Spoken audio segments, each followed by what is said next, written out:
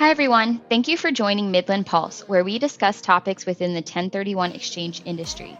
During this session, Teresa Noer, Senior Vice President of Midland 1031, interviews Julie Lepore, Director of FIRPTA Solutions on 1031 exchanges and working with FIRPTA. Let's get started. Well, all right. Hello, everyone. Welcome to this session of Midland Pulse. I am your host, Teresa Noer. I am a Senior Vice President here with Midland Trust Company, and I manage our 1031 Exchange Division. Today, we're going to be discussing a topic that anyone who is involved in real estate transactions should be aware of. Whether you are a seller, a buyer, a real estate professional, and that is FIRPTA. So our guest today is Julie Lepore, Director of FIRPTA Solutions. For the last 7 years, she has focused on nothing except for helping people with the FIRPTA process. Over the last several years, she has dedicated her professional career to creating awareness on this matter. To date, she has taught over 200 training seminars, providing continuing education courses to real estate agents, attorneys, and title professionals. She has helped more than 5,000 foreign sellers, and she's helped countless numbers of buyers with penalty issues, which do sometimes come up if FIRPTA is not handled properly. And she's here today to shed some light on an area that not many people know much about. I've known Julie for several years now, and I've had the privilege of sitting in on some of her classes. And I have to say that if anyone can help people wrap their brains around this subject, it's Julie. So Julie, thank you so much for being here today. Selfishly, I'm happy we're doing this because I know that I need as much education as I can possibly get on this subject. And I do feel like there are probably a lot of misconceptions out there about this and how it works and who's ultimately responsible. So I'm gonna start off easy with an easy question. And why don't you tell us, what is FIRPTA? So I joke around and I say that that FIRPTA is the dreaded F word of real estate. Yes. But really, it's FIRPTA stands for the Foreign Investment and Real Property Tax Act. So it was an action that our government took back in the 80s to level the playing field for foreigners that were making investments in the U.S. so that when they sold property, that there would be a mechanism in place to make sure that they filed a tax return and settled up with their capital gains tax. So, if you think of it, Teresa, you work for Midland, you get a paycheck, right? Right. And so biweekly or whenever you get paid, you are paid a salary and then you have a net payment because your employer had the responsibility of holding back taxes in order to get you ready for the end of the year when you file your tax return. And if all the money that your employers collected throughout the year was more than enough to cover the tax that you owe the government, then you end up getting a refund. And FIRPTA is that same concept of withholding. It's a withholding. It's just that foreign sellers don't get paid every Friday like you and I. They get paid when they sell a property. And since our tax system is a pay-as-you-go tax system, the estimated tax that we think that they're going to owe has to be collected right then and there. And so FIRPTA was enacted to make sure that a withholding took place at the time of sale in order kind of to force that seller's hand to file a tax return, settle up with the government.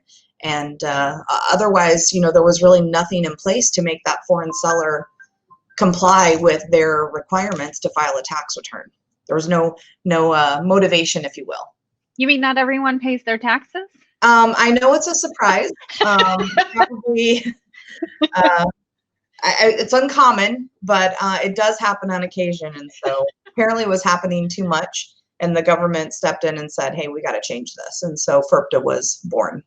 Makes sense. Mm-hmm. So what does the average person need to know about FIRPTA? Because I think at any point in time, if you're buying or selling real estate, FIRPTA is going to potentially affect you, whether directly or indirectly. So what should everyone know as the bare basics about FIRPTA? So I personally feel like everyone just needs to know that it is a thing. FIRPTA is a thing that everybody needs to know about. And to be honest with you, I mean, there's many facets of the FIRPTA tax code that a lot of us don't really see on a regular basis. We're never going to encounter it in our life. So, what we talk about today is not this all-inclusive, overall thing of FIRPTA and the tax code. We're going to focus just on the parts that that we're really dealing with on a daily basis, and that's with the sale of real estate. So what happens is you have a lot of foreign sellers that have thankfully found value in our country. They've made really great investments. They've bought property.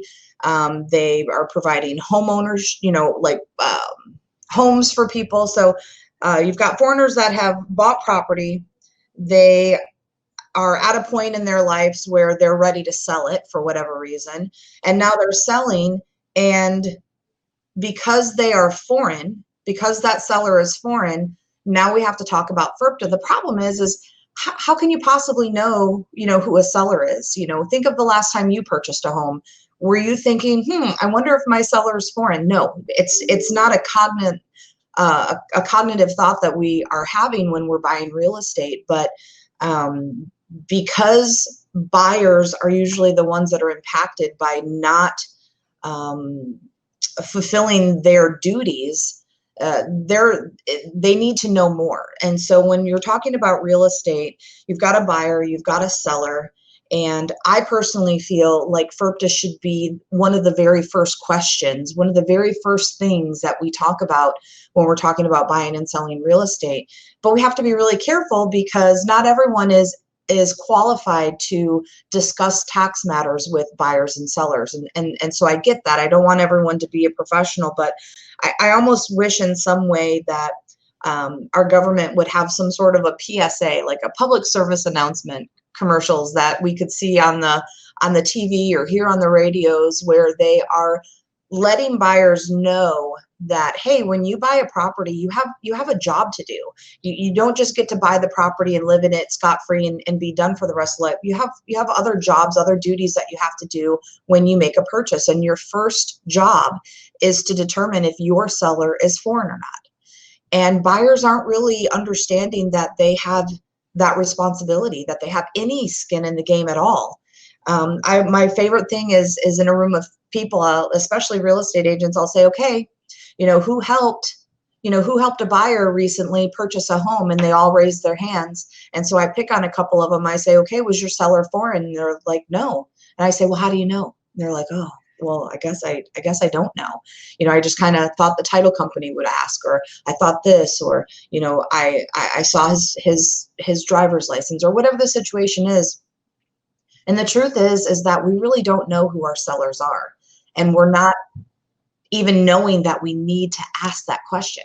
So my little soapbox, if you will, my little personal passion project is I want to start this movement, this my kids are going to kill me, but this hashtag moment where we think of FIRPTA first. I feel like every real estate transaction is subject to FIRPTA first until we are certain that it's not. And usually what we do in our industry is we aren't thinking about FIRPTA first. We're thinking about, let's get this sale closed.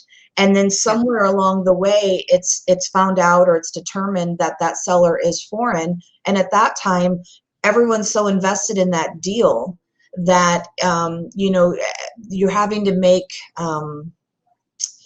what's the word? You're having to make choices that maybe you wouldn't have made had you been fully informed from the beginning.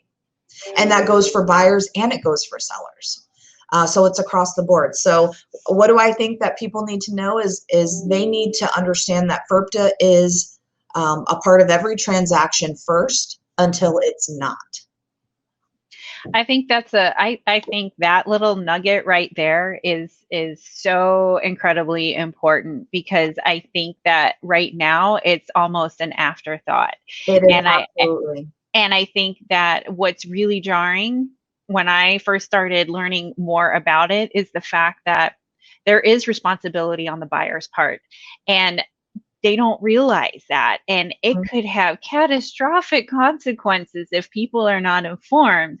But I also think you touched on something earlier that also is something we all need to get over, is that people are afraid to bring it up, because then they feel like, if I mention that word, I own it, and now I have to walk my client through this, and I'm not equipped to do that. So we'll let somebody else do it. Yeah. Or we're going to assume someone else is, which leads me to my next question. And that is, I think you touched on some of it, but what are some of the common misconceptions that people have around FIRPTA? Like, what are some things that you hear all the time? You're like, oh my gosh, that is so not true. So there's so much about FIRPTA and there's so many misconceptions, but a lot of it has to do with, who's actually responsible. So, the real estate agents think that somehow, they're responsible. The title companies think that somehow they're responsible. And I guess from a practical point of view, from a professional point of view, if we're involved in a real estate transaction, we all have a small role that we play in that. But ultimately, the IRS is going to hold that buyer responsible for complying or not complying, which is really scary, because a lot of times, buyers are relying on the professionals that they're working with. And while I honestly believe in my heart that everyone is really trying to do the best that they can, not everyone's really good at understanding their limits. And so they kind of, muddle through this process, trying to fill out these forms that they're not really sure about filling out. And these forms that I'm talking about are these, they're designated IRS tax forms that get filled out. And when money gets sent to the IRS, these forms go with the money. And so if the forms aren't prepared correctly, that the buyer is signing, and then they go to the IRS, and the IRS is looking at these forms like, what the heck am I supposed to do with these? They're doing the best that they can to sort things out. But at the end of the day, they have to do what they're going to do. And what happens is the money that goes in, it gets lost in the shuffle. Right. Yeah. And I don't even want to say lost. I mean, it's there, but it just gets deposited into the general account, that the IRS has. And if they don't know where to put this withholding so that someone can come in later and file a tax return and claim a refund, they just deposit it into their main checking account. And so it just gets kind of lost in the shuffle, like you said, and somebody has to go in and try to find it. And it can't, sometimes, I mean, I've got a couple cases where I've got proof. It was mailed on time. It was received. We've got copies of the canceled check. And for whatever reason, the IRS still can't find this money. We've had to use their payment tracing department and still can't find it. And so what happens is the IRS is thinking, we just don't have this money. And so this money was supposed to be received, and it was supposed to be received by a certain time. And the one holding the bag is the buyer. And so what happens is, the IRS is now thinking that the buyer owes this money because they were the responsible party. They're the withholding agent, and they're getting penalized. They've got late fees. They've got interest that's adding up. And eventually it goes from, friendly little reminder notices to make the payment to, now we're going to garnish your wages. Now we're going to seize your property. Now we're going to file a tax lien, whatever the case may be. And so it's so critical that those forms be prepared correctly. Checking the wrong box or not checking the right box can have a huge impact on what happens next for this transaction. So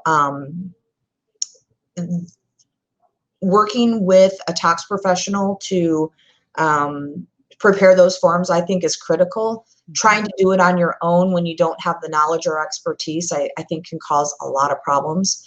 The other thing is, people are like, well, what the heck does the buyer have to do with, the seller's taxes? I mean, that's a question we get all the time. But if you think about it, in a real estate transaction, you have a buyer and you have a seller, and who's making the payment? the buyer is making a payment. And if you look at the definition of a withholding agent, the withholding agent is always going to be the payer of the income, because they're the ones that are always going to be responsible to withhold a little bit when they're making that payment to, in this case, a foreign seller. And so just by sheer definition alone, you've got a buyer making a payment. They just are naturally the responsible person to make sure that that money gets held back to pay the seller's taxes if it's required. So there's always a lot of misconceptions surrounding that issue. A lot of people like to say, oh, well, so-and-so is helping me, or so-and-so is helping me. But at the end of the day, the IRS is only going to penalize them. They only send out one derogatory notice, and it's going to go to the buyer, or whoever was listed as the withholding agent. So I think it's really important to pay attention to that. And if you're a buyer and you are sitting at a closing table and all of a sudden someone's talking about FIRPTA, it's okay to pump the brakes for a second and say, hey, wait a second, what's going on here? I'm just now learning about this. I want an opportunity to look at what I'm signing before I sign it. And that would be my advice there. Okay. Thank you. You're welcome. Thank you. I still can't, I still to this day struggle wrapping my brain around the fact that it makes perfect sense with that explanation that, okay, the one bringing the money to the transaction should be the one that's responsible for the withholding. Right. But it's just amazing that how many people are unaware of that one very important detail, that you are responsible in this. Yes. It's not your tax liability necessarily, but at the end of the day, you're going to be responsible for it. Exactly. So what does FIRPTA Solutions do? How do they come into the mix? So at the end of the day, we're an accounting firm, but we don't do generalized accounting here. So we're not going to do, I couldn't do your tax return. I'm not going to do payroll taxes here. We're not going to do, estate returns. We're not a generalized accounting firm. We literally only focus on FIRPTA related services. So it's a requirement in a FIRPTA transaction that buyers and sellers have tax ID numbers. Now, you and I, we have socials because, we're citizens, we're living here, we're working here, we have to have a social. But a lot of our foreign friends, they're not eligible for a social security number, but they have to have a tax ID number because that's how our government knows them. Think of how many John Smiths they are, or, even how many Julie Lepores there are. So they can't go by name. They have to go by a tax ID number. So we help sellers, foreign sellers, and sometimes foreign buyers, apply for these tax numbers. Are called ITIN, individual tax ID number. So that's one of the services that we do. We also prepare the forms that I was talking about that accompany the payment when a withholding is collected and sent to the IRS. We make those forms. There's another form that we do that we work on, and it's a withholding certificate. So far in our conversation this morning, we've been talking about how this money gets collected, and I'm kind of putting the cart before the horse, but just so you know, it's a 15% withholding. So if a seller is deemed to be foreign, a buyer is required to withhold up to 15% of the selling price and remit it to the IRS within 20 days of the closing. The alternative to that is that the seller, or sometimes the buyer, but usually the seller, can apply for a withholding certificate. And a withholding certificate is when the seller knows that they're not going to owe 15% of the selling price in taxes and capital gains tax. So they can make this application prior to the closing, where we are asking the IRS to reduce the withholding amount down. So instead of a percentage of the selling price, we ask them to reduce it down to a percentage of the profit on the sale or gain. And that's a withholding certificate. So we help sellers through that process. And then we will do tax returns for those sellers to help them, claim back their eligible portion of that money as a refund.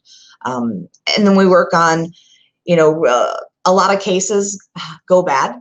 So there's a lot of times where, someone tried to do it on their own, or they were working with somebody and it just didn't go well. And so we can get involved in some of those cases. We're a little bit picky. There's sometimes we can help and sometimes we can't. But we'll get involved. We'll figure out what went wrong. We'll come up with a solution, and then we kind of backtrack through that file to get all that groundwork laid properly so that we can come to a place where we can either prove that the buyer doesn't owe a penalty if they were owed a penalty, or get that seller into a position where they can actually file a tax return and actually claim a refund of that withholding money that they don't owe. So there's so many things that we can do when we know that there's a foreign seller, that FIRPTA is involved in a transaction. So and we're also not a greedy company. So, we're not an all or nothing. We work with other tax professionals. We work with CPAs. We work with tax attorneys. A lot of people just don't like doing FIRPTA paperwork. They just don't like it. So even though they know how to do it, or maybe, they're a little rusty, they want to maintain the client. They want to work with that client. That's going to be their client for life, but they just need a little bit of help with the FIRPTA portion of the transaction. And so sometimes we'll step in and just do very minor things just to make sure that things are moving along well. Well, and I think you mentioned it earlier too. This is not something that you want to try to wing it or say, I know enough to be dangerous, and so we'll figure this out as we go. You only have one shot to get it right. And so you definitely need to have people with that expertise to help them through the process. Absolutely. So when is the ideal time for someone to reach out to your company for assistance? Because often clients will reach out to us to set up a 1031 exchange because FIRPTA will apply and they're planning on doing an exchange and hoping to get exemption from that FIRPTA. Right. But the issue is often that it's an afterthought, and they don't think about this until literally right before the closing. And so in a perfect world, what would be the ideal time for someone to get the process started, or at least file whatever paperwork needs to be filed? So I'm going to be cliche and say as soon as humanly possible. Okay. So, when I'm training real estate agents and trying to get them to spot a FIRPTA transaction much sooner, I always tell them to talk to their sellers when they go on their listing appointments. Have a page in their listing presentation that just mentions the word FIRPTA. They don't have to be experts on it, but they can use that opportunity to open up the communication about it. And then at that point, as soon as they find out that maybe there's a chance that they would not be considered a U.S. person for tax purposes, have them call our office right away. Have them talk to a tax professional right away, just to understand right then and there, like, what are my options? What am I getting into? What is this really about? I always say that that foreign sellers always ask the same 3 questions when they call. They always want to know, do I really have to do this? How much is it going to cost me? And when do I get my money back? And, I like to think that if I was a real estate professional and I was working with this listing, and I find out that my seller might be foreign, like, what a tool to have, what an advantage for me to have as this real estate agent to say, oh, maybe this might be a FIRPTA case. Let me have you call this person. Even if it's not, let's just be sure. I feel like that seller is going to really respect that real estate agent for, having that forethought to think, hey, something's a little bit different here. Let's get a professional involved. Let's look at this. Let's check this out. And hopefully that seller is going to see that real estate agent as a trusted professional, and maybe even be the reason that they get the deal out of that. But we always recommend to find out as soon as possible. Have the seller call us as soon as possible, even if you're not under contract, even if you don't know who your buyer is, even if you don't know what the selling price is, because we can manage that. We can talk about different scenarios. We can say, okay, well, you're selling it for under 300,000. Maybe there's this exception that might apply, maybe not. This is what you'll be looking for. This is how it works. These are your options. These are your fees. And just educating that client as soon as possible. But the other thing that we're getting a lot of lately is we're getting a lot of calls from buyers.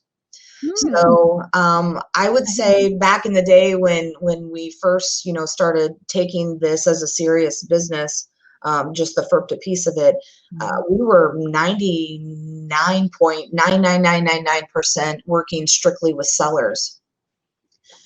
As FIRPTA has well, FIRPTA stayed the same. As the awareness has evolved and as the transactions have become more prominent over the years, I'm so thankful that somewhere along the line, buyers are maybe starting to get wind that they have a little more skin in the game. And so lately we've been getting a ton of calls from buyers that they're saying, hey, listen, I'm buying this property. I just found out the seller is foreign. I had no idea. Nobody told me, and now I have to do stuff. The title company is telling me that I have to, make these forms or talk to a tax professional or learn what my options are. And, I called my accountant. They don't do FIRPTA. They don't know. I talked to my attorney. They're not really, they don't really know this piece of it. Can you guys help? And so we have been finding ourselves helping these buyers manage the timelines and the due dates, and sometimes preparing the forms for them if it calls for that.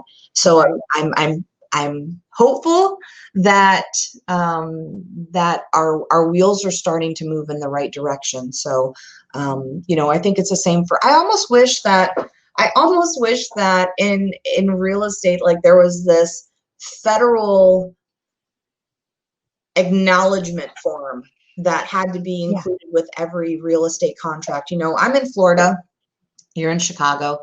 But in Florida, our real estate contract has about 5 or 6 paragraphs devoted to FIRPTA, and I think it's pretty good. It's in line with the code, and it creates some awareness. But in some states, they don't even mention FIRPTA at all, which is fine in some degree, because I understand that FIRPTA is a tax issue. A lot of states don't like to mingle the tax with the real estate, but if it's not part of the contract, how is a buyer supposed to even remotely know that this thing exists? How are they even supposed to know? So I do wish that there was like some sort of federal disclosure form on every transactions that said, hey, there's this thing called FIRPTA, we told you about it, it's on you to learn more, and you have to tell us how you want to handle it.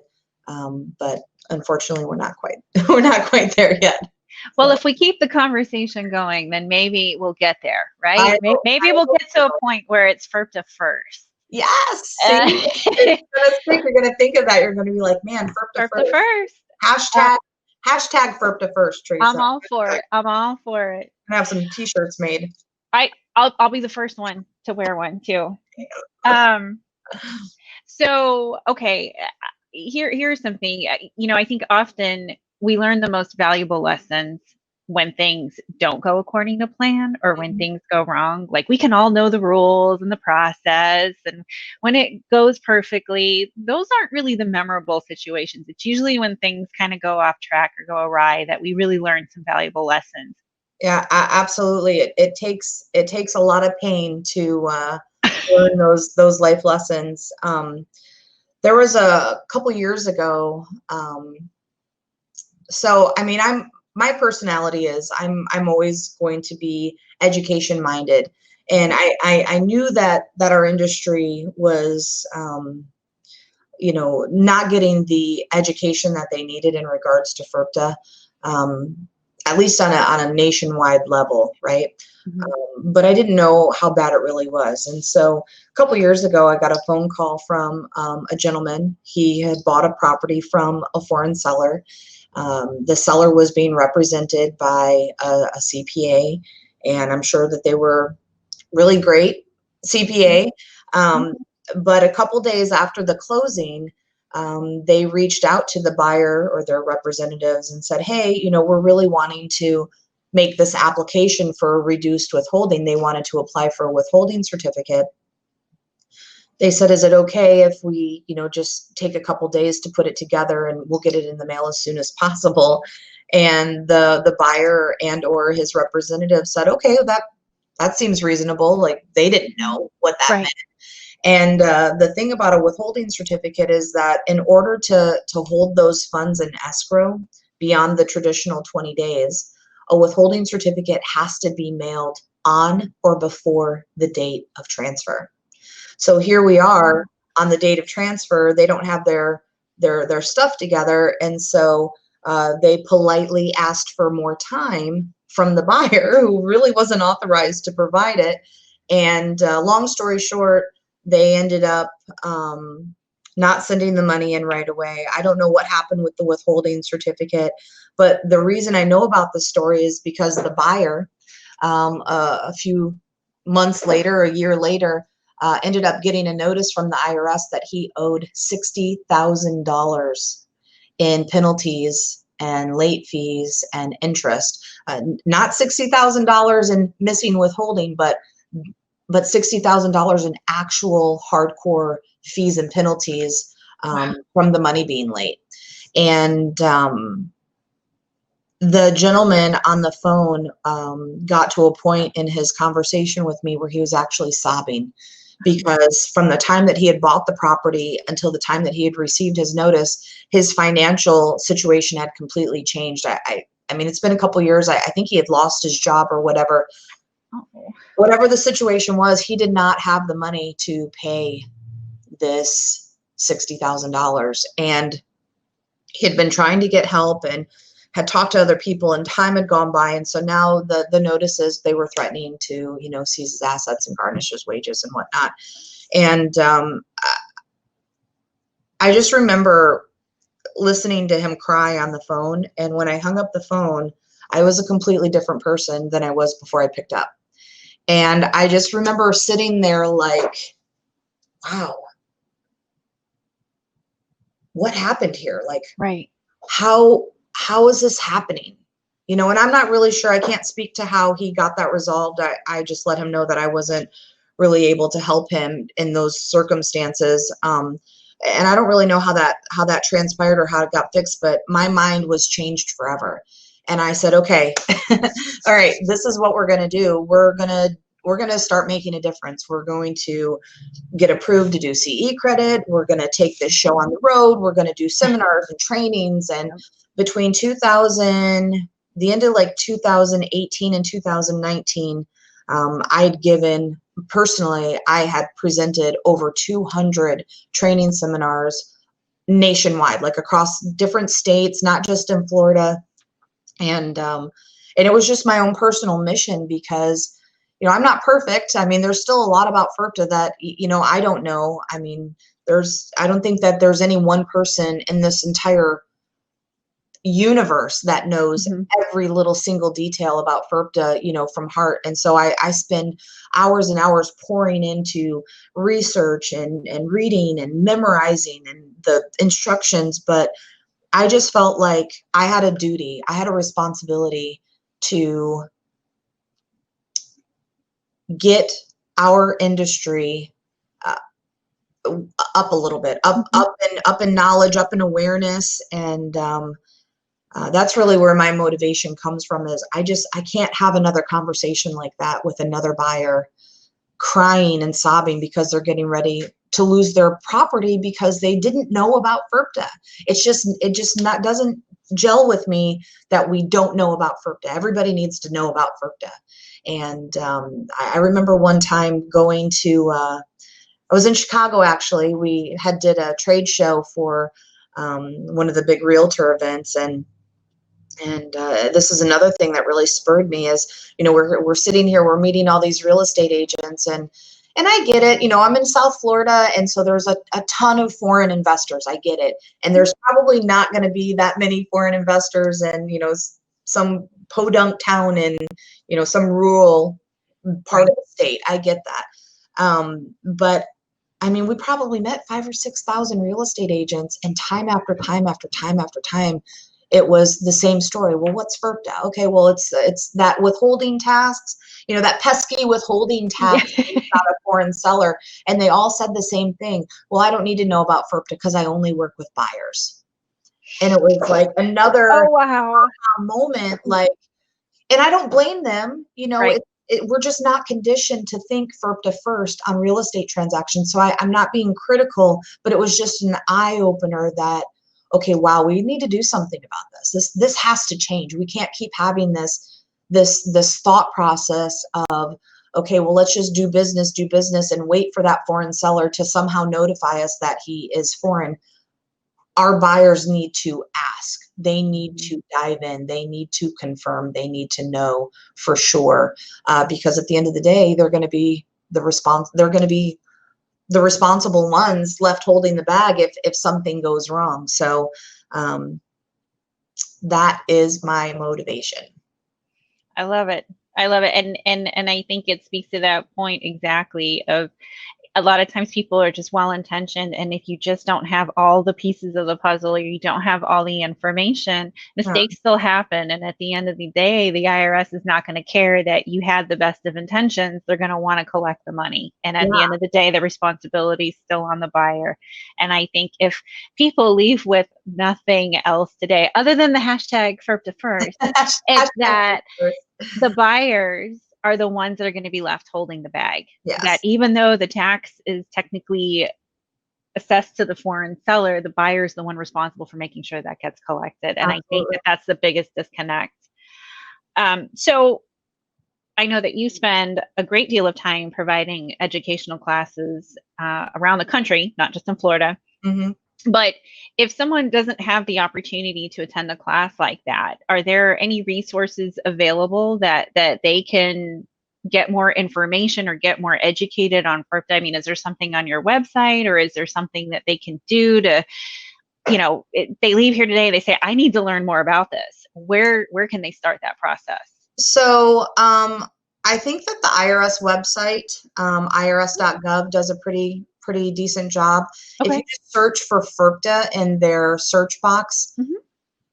you're going to find a lot of information about it. So what I've learned about people is that everybody learns differently. Mm-hmm. Some people, I have to read it. So, you can give me the information and I'm going to absorb it, but then I'm going to go fact check it on my own by reading and research. And mm-hmm. so if you're that kind of person and that's where you want to start, you can definitely go there. We also have a ton of information on our website. Okay.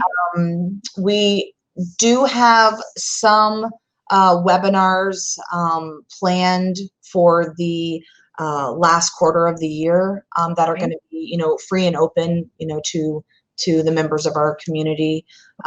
That I can share with you later. Awesome. The other thing is pick up the phone, call me, send me an email. Let me know the deal that you're working on.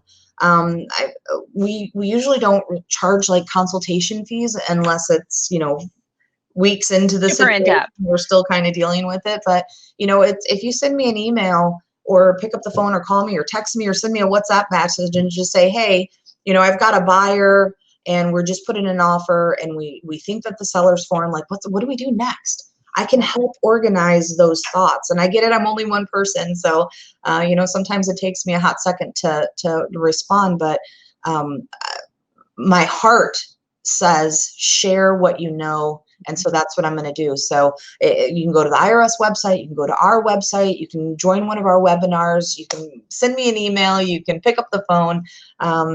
There's a lot of different things that people can do if they really want to learn more about it. Awesome.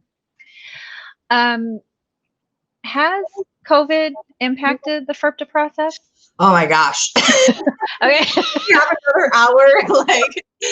Yes, COVID-19 has severely impacted what we do here at the office. And I don't mean to make light of the situation. Obviously, it's a horrible, horrible pandemic, and I wish it would just go away as quickly as it came on. But what's happening is, the big thing is the IRS. So in an abundance of caution, our government allowed the agents to work from home. They're answering phones from home. But the problem for us in the FIRPTA department, the FIRPTA world, is that the applications that we're sending in, the withholding certificate applications, the remit forms when we're sending in the money, applications for ITIN numbers, they're all paper. They're paper files. Oh. And so when we send those paper files in the mail and they're received in the mailroom, there's nobody there to open them, to Oh, work. wow. They can't take those paper documents out of that brick and mortar building because it's a security concern. If I'm an IRS agent and I come and I pick up 100 files and I take them home, and then someone breaks in my house, now I've exposed all this taxpayer information to who knows who. So it's a huge security issue. And they were sent to work from home, I want to say like in the middle of March. Okay. And up until maybe the last couple of weeks, we had not received not even one single piece of mail from them. Only in the last couple of weeks have we started to see the wheels churning again. So you can just imagine the backlog that they have to deal with, because to be honest with you, when they went home in March, they were still processing applications that we had in process with them from late 2019. Oh my goodness. I mean, not a ton, but they were still working on, some complex cases for us. So we're still to this day waiting on some certificates to come in the mail that we had mailed in 2019.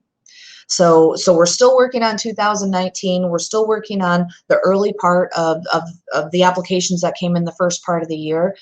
I mean, I doubt that they've even gotten to a point where they've even opened the mail that has come in for April and May and June and July. So when someone applies for a withholding certificate, if you look at the published processing times, the IRS says that they usually respond within 90 days. So we are way beyond the 90 days. And the later in the year that we get, the less attractive that withholding certificate option becomes, because by the time they get around to applying this reduced amount, it's, we could have filed the tax return and already got our refund going. Right. So it changes the options. I mean, the options are still the same, but it changes the way that we apply our reason to those options to see which one's going to make the most sense. So definitely processing times are severely delayed. The other thing that's a problem for us is at our office, we have about 4 or 5 different certified acceptance agents. And so what that means is we've been authorized by the IRS to review identification documents and confirm that they are authentic. So when we help somebody apply for a U.S. tax ID number, the ITIN, we have to verify their identity. We have to meet them in person, or we have to meet them using like Skype or Zoom or something. We have to confirm that the person in the picture is the same person and the identification documents that they sent us. And because we can't just use electronic copies of documents, we have to have the original document, or we have to have an official certified copy of that document. So with COVID-19, a lot of the consulate offices worldwide, the embassy offices worldwide are all closed. Or the government offices within those countries are still closed. So we're not able to get those authentic documents that we need to help these people apply for these numbers that they have to have in order to go through the FIRPTA process if they want a refund. So yes, COVID-19 has severely impacted what we do here at FIRPTA Solutions. But on the same token, we are seeing some light at the end of the tunnel, and we're very hopeful. We know that the IRS is doing everything that they possibly can to move these applications along. They're very communicative, in regards to what they need to move the applications along. So we're very appreciative of that. And we're all looking forward to a day where COVID-19 is just a blip in our memory. Amen to that. Oh my goodness. Okay, so before we close this out, I guess one question that I have is, what is one thing that every real estate industry professional can do to help bring more awareness to the importance and impact of FIRPTA? Like, for example, we provide the QI services for the 1031 exchanges. FIRPTA is not our expertise. But what's something that someone like myself can do to help bring more awareness, or any real estate professional? What's something we can start doing today? FIRPTA first. I mean, honestly, if you just think about it, It's just a mindset. We have to change our mindset. So, now anyone listening now knows that there's this thing called FIRPTA. Mhm. Don't forget about that. Right. Like let it be one of the first thoughts that you have when you're working with buyers, when you're working with sellers, if you're doing a closing, literally it's going to require a change in our minds, our mindset, in order to understand that literally every transaction has the potential to be a FIRPTA transaction if that seller is foreign. How are we going about determining if our seller is foreign? It has to be our number one priority. Otherwise, we're going to keep missing the boat when it comes to these FIRPTA transactions. And, that's one of the problems that I see is that, and you touched on it earlier, is the worst time to find out that a transaction is subject to FIRPTA is the day of the closing. Yeah. And yes. and it just, the buyers and the sellers, they just feel so pressured at that point to, well, how bad do I want this house? Or, Right. how bad do I want to push this? And, you've got sellers that think that they're able to apply for a withholding certificate. And then they get down to the brass tacks of it. And the buyer is like, wait a second, I'm not okay with this. Like, Right.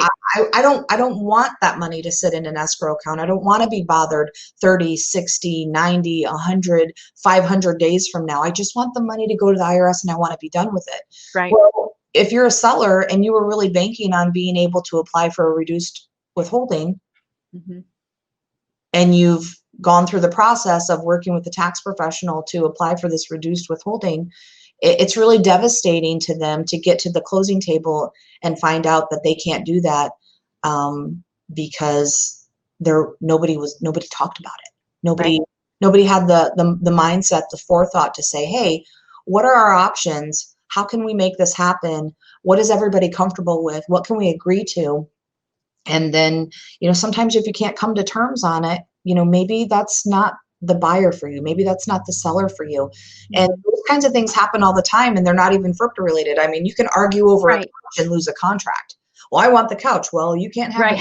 Okay, well, then you can't have I'm selling my house to you, But you have those kinds of conversations in the beginning. Why aren't we talking about FIRPTA in the beginning? And that's what I think that everyone can do differently, is just understand that until a seller declares in writing that he's not a foreign person, we have to assume that he is, because how else can we know? And thankfully the IRS gives the buyers a really easy way of finding this out without having to hire a personal, private investigator. We don't stalk the seller's house and, see if he's got kids and they go to school here and where he goes to church. Like they don't make the buyer do all that. There's this document that a seller can provide. We call it an affidavit of non-foreign status. I mean, there's a couple different names for it, but if you think about it, a seller is either foreign or they're not. Teresa, you're either foreign or you're not. I'm either foreign or I'm not. And if I'm not foreign, I have to be able to make a written statement that says, I'm not foreign. This is my name. This is my tax ID number. This is my home address. And I'm making this statement under penalty of perjury. And then I'm supposed to give that to the buyer.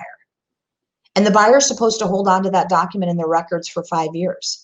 And the buyer is supposed to rely on that document in whole, unless they have, other, evidence that the seller was lying. But the IRS says, hey, buyer, if you get this document, you can rely on it in whole unless you have actual knowledge that the seller is lying. And then if the seller is lying, it's not your problem anymore. It's the seller's problem. So if I'm a buyer and that's my golden ticket, I want my golden ticket. Absolutely. Every single time. And there's a lot more to that process. Sometimes the sellers don't want to give that statement directly to the buyer because it's got their private data. And so the IRS has an alternative delivery method, in place that I'm not going to really cover today. But at the end of the day, you're foreign until you prove that you're not. And you prove that you're not by delivery of this written statement. So I think if we're just all thinking about FIRPTA in the beginning of a transaction, I think that just the very nature of it, it's going to give us more time to deal with it. It's going to give us more time to process it. It's going to give us more time to talk about the options. It's going to give us more time to make sure it's handled properly. And in my humble opinion, that's really the only way that we're going to see any real change when you're talking about FIRPTA problems. Right. There's a lot of transactions that go through with no issues, but the ones that are bad are really bad. Really bad. And that's the piece that, that we're trying to correct.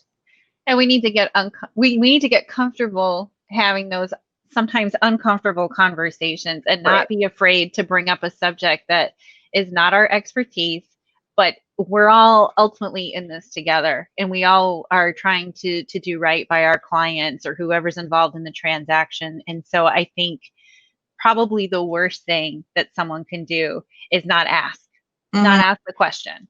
You ask, it doesn't mean you own it and that you have to walk the client through every step beyond that, but simply bringing it up and starting the conversation it sounds like that's the best first thing. And then get people that know what they're doing involved to help get it to the finish line. Absolutely. As a real estate professional, you're trained to have a bag of tools.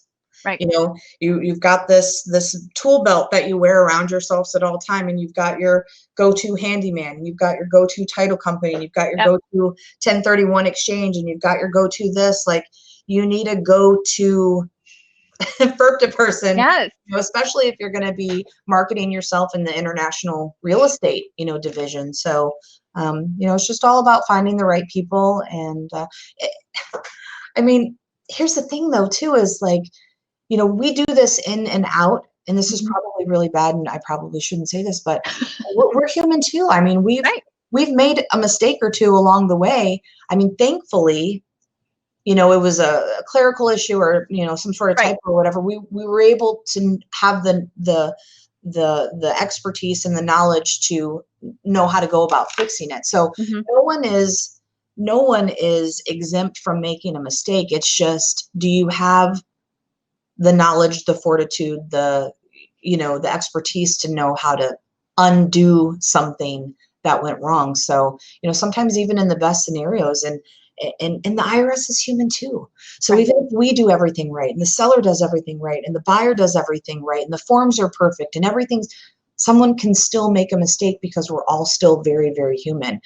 Digits get transposed, dates get transposed, names get, spelled wrong. And we do our best to make sure that doesn't happen, but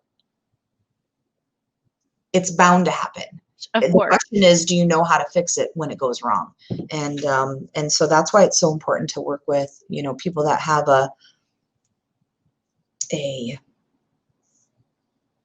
what's the word? Like an expertise or a focus in this. Just a history of being successful in those kinds of matters. Well, Julie, I can't thank you enough for doing this.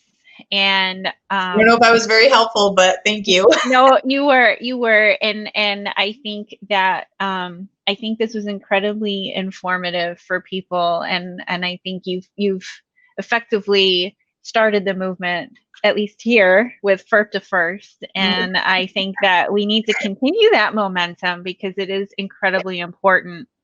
No one wants to see a buyer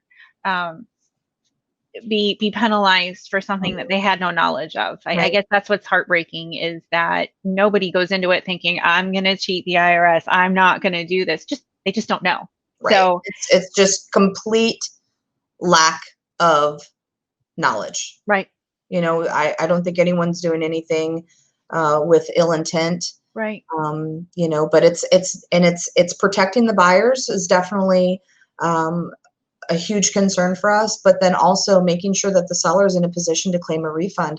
You only have 3 years to file a tax return and claim a refund. And there's been a couple times where people come to us, 5-6 years down the road and say, hey, I sold the property like 6 years ago. What can I do to get my money back? And it's like, nothing. Nothing. No. Oh. So it's very, very, very sad to see that side of it. And we're just thankful to be a resource to, our community. And, we're just going to keep plugging away and doing what we do. And there you have it. And we're grateful for that. So thank you so much. You're so welcome. We will certainly, hopefully, do another one of these sessions and cover some other subjects that maybe we didn't get to cover today. Yeah, absolutely. Yeah, if you get any feedback, Teresa, from today, and people have some specific questions, maybe we can do like a segment on those questions and kind of dive a little bit deeper into those questions. That would be cool. That would be awesome. We can definitely do that. There you have Definitely. It. Well, thanks, Julie. You're welcome. All right. See you soon. Thank you. See you. Thank you for joining us for this Midland Pulse session. For questions or for more information on this topic, give us a call at 239-333-1031.